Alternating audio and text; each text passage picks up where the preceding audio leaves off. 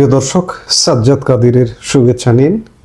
এই মুহূর্তে আপনাদের সামনে কথা বলতে চাই সেনাবাহিনী, প্রশাসন, বিচার বিভাগে শুদ্ধি অভিযান কেন সরানো হলো তাজুল ইসলামকে। বিশেষ করে গতকাল থেকেই তোলপাড় শুরু হয়ে গেছে, সেনাবাহিনীতে এক প্রকার শুদ্ধি অভিযান শুরু হয়ে গেছে। জামাতিকরণ যেটি হয়েছিল সেটি থেকে নয়া বিএনপি সরকার বেরিয়ে আসতে চাইছে, তারই পদক্ষেপ সেনাবাহিনীতে গতকাল অনেকগুলো গুরুত্বপূর্ণ পদে কি পয়েন্টে পরিবর্তন আনা হয়েছে, যেখানে যাদের জামাত সংশ্লিষ্টতা ছিল। আজকের খবর হলো, আমরা গত কয়েকদিন ধরেই খবর পাচ্ছিলাম, গতকাল রাতে আমরা চূড়ান্ত খবর পেলাম যে এই যে আন্তর্জাতিক অপরাধ ট্রাইব্যুনাল বা অবৈধ যে আইসিটি, যেটিতে মানবতা বিরোধী অপরাধ 1971 সালের মানবতা বিরোধী অপরাধের জন্য যে ট্রাইব্যুনালের জন্ম হয়েছিল ইউনূসের ক্ষমতাকালে, সেই ট্রাইব্যুনালের রূপ, কাঠামো, চেহারা, রং, স্বাদ, গন্ধ পরিবর্তন করে আওয়ামী লীগ নেতাদের প্রহসনের বিচার করা হচ্ছে। এবং এই বিচারের মূল হোতা জামাতিরা।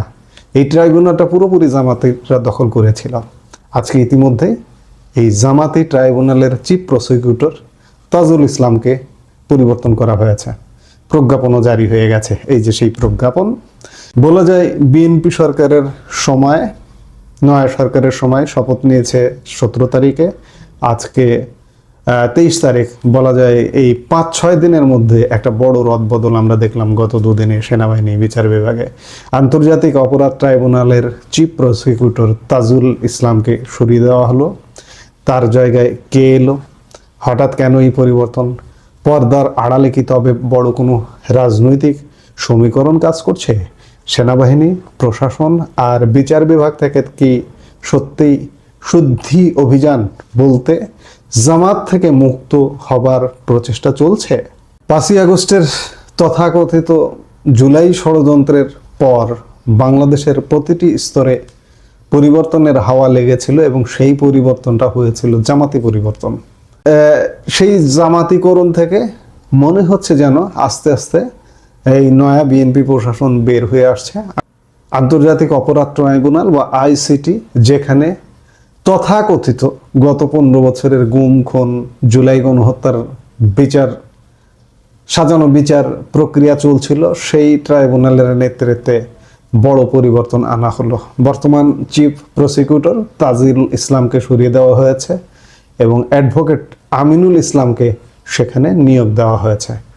আইন, বিচার ও সংসদ বিষয়ক মন্ত্রণালয়ের সলিসিটর মোহাম্মদ মঞ্জুরুল হোসেন স্বাক্ষরিত এক প্রজ্ঞাপনে জানানো হয়েছে, ট্রাইব্যুনালের মামলা পরিচালনার জন্য আইনজীবী মোহাম্মদ আমিনুল ইসলামকে পরবর্তী আদেশ না দেওয়া পর্যন্ত চিফ প্রসিকিউটর হিসেবে নিয়োগ দেওয়া হয়েছে। আমিনুল ইসলাম হচ্ছেন অত্যন্ত দক্ষ আইনজীবী এবং উল্লেখযোগ্য বিষয় হলো তিনি বিএনপির চেয়ারপারসন বেগম খালেদা জিয়ার আইনি লড়াইয়ে নিয়োজিত টিমের একজন সদস্য ছিলেন। বেগম খালেদা জিয়া, যিনি বর্তমান রাজনৈতিক প্রেক্ষাপটে অত্যন্ত গুরুত্বপূর্ণ ব্যক্তিত্ব এবং বিএনপির চেয়ারম্যান এবং প্রধানমন্ত্রী তারেক রহমানের মাতা। আমিনুল ইসলামের এই নিয়োগ স্বাভাবিকভাবেই রাজনৈতিক মহলে নতুন আলোচনার জন্ম দিয়েছে। অনেকে মনে করছেন ট্রাইব্যুনালকে আরও শক্তিশালী ও গতিশীল করতে এই সিদ্ধান্ত। সোজা কথা, এতদিন এই যে সাজানো প্রহসনের ট্রাইব্যুনালটাকে দেখা হতো জামাতের দৃষ্টিতে, এখন থেকে এই ট্রাইব্যুনালটাকে দেখা হবে ক্ষমতাসীন সরকারের, অর্থাৎ বিএনপি সরকারের চোখ দিয়ে দেখা হবে।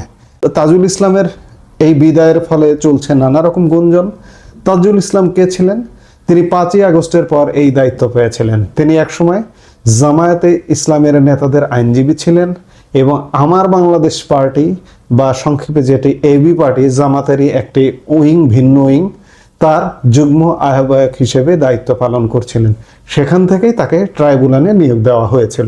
বিস্ময়কর ব্যাপার হলো, মাত্র 3 দিন আগেও তাজুল ইসলাম সংবাদ মাধ্যমকে জানিয়েছিলেন তাকে বা তার টিমকে সরিয়ে দেওয়ার ব্যাপারে সরকারের পক্ষ থেকে কোনো ইঙ্গিত তিনি পাননি। কিন্তু হঠাৎ করেই আনুষ্ঠানিকভাবে তাকে জানানো হয়, গতকালকে জানানো হয় এবং আজকে প্রজ্ঞাপন জারি করা হয়। কেন এই আকস্মিকতা? আমাদের কাছে থাকা তথ্য বলছে প্রশাসনে এবং বিচার বিভাগে বড় ধরনের সংস্কার বা শুদ্ধি অভিযান শুরু হয়েছে বিএনপি থেকে।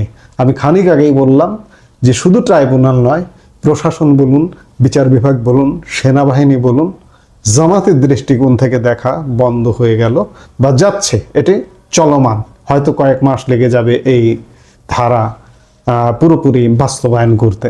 আমি আগেই বলেছি, সেনাবাহিনী, প্রশাসন এবং বিচার বিভাগ থেকে নির্দিষ্ট সেই মতাদর্শ, বিশেষ করে জামাত মতাদর্শের ব্যক্তিদের অপসারণ প্রক্রিয়া শুরু হয়েছে। আওয়ামী লীগ সরকার পতনের পর থেকেই আমরা দেখেছি কিভাবে নগ্নভাবে জামাতের ক্ষমতা সীমিত, কিন্তু তারা আগে শুধুমাত্র কৌশলের কারণে আগে সব জায়গাগুলো কিভাবে দখল করেছিল। সেটা বিশ্ববিদ্যালয়গুলো বাদ যায়নি, প্রশাসনের উচ্চ পর্যায়ে বাদ যায়নি, সেনাবাহিনীর উচ্চ পর্যায়ে বাদ যায়নি, এবং এই যে আন্তর্জাতিক অপরাধ ট্রাইব্যুনাল, এটি পুরোপুরি জামাতের নিয়ন্ত্রণে বা জামাতের দখলেই ছিল। তাজুল ইসলামের নিয়োগ নিয়ে শুরু থেকেই কিছু বিতর্ক ছিল, কারণ তিনি একটি রাজনৈতিক দলের সক্রিয় নেতা ছিলেন। বর্তমান পরিস্থিতিতে স্বচ্ছতা নিশ্চিত করতে এবং আন্তর্জাতিক মহলে ট্রাইব্যুনালের গ্রহণযোগ্যতা বাড়াতে এই পরিবর্তন জরুরি ছিল বলে বিশ্লেষকরা মনে করছেন। এর সাথে আমি আগ বাড়িয়ে একটি কথাও বলতে চাই, এই ট্রাইব্যুনালের কাঠামোটা পরিবর্তন করা হয়েছে একটি অধ্যাদেশের মাধ্যমে। আমার কাছে মনে হয় যে এই অধ্যাদেশটাও বাতিল হয়ে যাবে, এবং অধ্যাদেশটা বাতিল হয়ে এই ট্রাইব্যুনালটা আগে যেভাবে জন্ম হয়েছিল, এটা 1971 সালের মানবতা বিরোধী অপরাধীদের বিচারের জন্য, সেই জায়গায় ট্রাইব্যুনালটা ফিরে যাওয়ার একটা সুযোগ পাবে। 2024 সালের জুলাই মাসের তথাকথিত ষড়যন্ত্র বা তথাকথিত গণ আন্দোলনে যে শত শত মানুষ মেরে ফেলানো হয়েছে, হাজার হাজার মানুষ আহত হয়েছে, সেই অপরাধীদের বিচার নিশ্চিত করা আসলে এখন সময়ের দাবি। সেই অপরাধ আসলে কে করেছে? সেই সময় সরকার করেছে, নাকি এই যে ষড়যন্ত্রকারীরা করেছে, জুলাই ষড়যন্ত্রকারীরা, জঙ্গি গোষ্ঠী, জামাত জঙ্গি গোষ্ঠী? এই বিচারটা এখন হওয়া জরুরি। এখন বিএনপি সরকার এটির বিচার কিভাবে করবে, কোন প্রক্রিয়ায় করবে, নিশ্চয়ই সময় লাগবে, কারণ এখনো জঙ্গিরা মাঠে আছে, বীর দর্বে এখনো ঘুরে বেড়াচ্ছে। তাদেরকে মোটামুটি একটা শেপে আনতে হবে, তাদেরকে বন্দি করতে হবে, সোজা কথা। এই বন্দি না করা পর্যন্ত সমাজে কিন্তু স্থিতিশীলতা আসবে না। ট্রাইব্যুনালে ষড়যন্ত্রমূলকভাবে শেখ হাসিনা সরকারের পতনের পর আওয়ামী লীগের শীর্ষ নেতৃত্বের বিচার করা হচ্ছে। এটা কি বিচার নাকি এটা প্রহসন? বিএনপি নিশ্চয়ই এটা খতিয়ে দেখবে, এবং খতিয়ে দেখা উচিত। যদিও বিএনপি আওয়ামী লীগের প্রতিপক্ষ, বিএনপি কেন দেখবে এই প্রশ্নটা অনেকে করবেন, কিন্তু আইনের শাসন নিশ্চিত করতে হলে করা উচিত। এখন পর্যন্ত এই তথাকথিত ক্যাঙ্গারু কোড বা আইসিটিতে 3টি বিচার কার্য সম্পূর্ণ হয়েছে এবং সাজা দেওয়া হয়েছে। সাবেক প্রধানমন্ত্রী শেখ হাসিনাকে সাজা দেওয়া হয়েছে, সাবেক স্বরাষ্ট্রমন্ত্রী আসাদুজ্জামান খান কামালের সাজা দেওয়া হয়েছে, সাবেক আইজিপি তিনি আপোষ করেছেন, আপোষ করে রাজসাক্ষী হয়েছেন, তিনিও বিচারের আওতায় এসছেন। তিনি হয়তো কয়েকদিনের মধ্যে ছাড়াও পেয়ে যাবেন রাজসাক্ষী হওয়ার কারণে, এবং রাজসাক্ষীও হয়েছেন জামাতের কাছে আতাত করে। এটা নিশ্চয়ই নীতি নির্ধারকরা, বিশেষ করে মানুষ জানে, যারা খোঁজ রাখেন তারা জানেন। এছাড়া 2009 থেকে 2024 সাল পর্যন্ত সংগঠিত গুমের মামলাগুলো এই ট্রাইব্যুনালে তদন্ত চলছে। এই বিচার প্রক্রিয়া অত্যন্ত সংবেদনশীল। নতুন চিফ প্রসিকিউটর আমিনুল ইসলামের সামনে এখন পাহাড় সম চ্যালেঞ্জ। তাকে প্রমাণ করতে হবে যে এই ট্রাইব্যুনাল আসলে কোনো তথাকথিত ক্যাঙ্গারু কোর্ট নয়, বরং ন্যায় বিচারের এক অনন্য প্রতিষ্ঠান। আমি তার আগেই বলে নিয়েছি যে এই ট্রাইব্যুনালের যে কাঠামোটা পরিবর্তন করা হয়েছে, এই কাঠামোটাও টিকবে বলে আমি মনে করি না।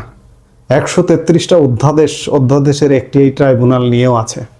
কাজে সেই অধ্যাদেশগুলো যখন আইনে পরিণত না হবে, তখন কিন্তু এই ট্রাইব্যুনাল, এই যে পরিবর্তিত জামাতি ট্রাইব্যুনাল বানানো, এই জামাতি ট্রাইব্যুনাল থেকে এই ট্রাইব্যুনালটা বেরিয়ে আসবে বলে আমার মনে হয়। তাজুল ইসলামকে অপসারণ এবং আমিনুল ইসলামের নিয়োগ কি বিচার প্রক্রিয়াকে আরো ত্বরান্বিত করবে, নাকি এর পেছনে কেবল রাজনৈতিক সমীকরণই মুখ্য? আপনাদের কি মনে হয়? সেনাবাহিনী ও বিচার বিভাগে এই যে পরিবর্তনের ঢেউ, এটি কি দেশকে একটি স্থিতিশীল ও সুন্দর আগামী দিকে নিয়ে যাবে? আপনার মূল্যবান মতামত কমেন্ট বক্সে লিখে জানান। এই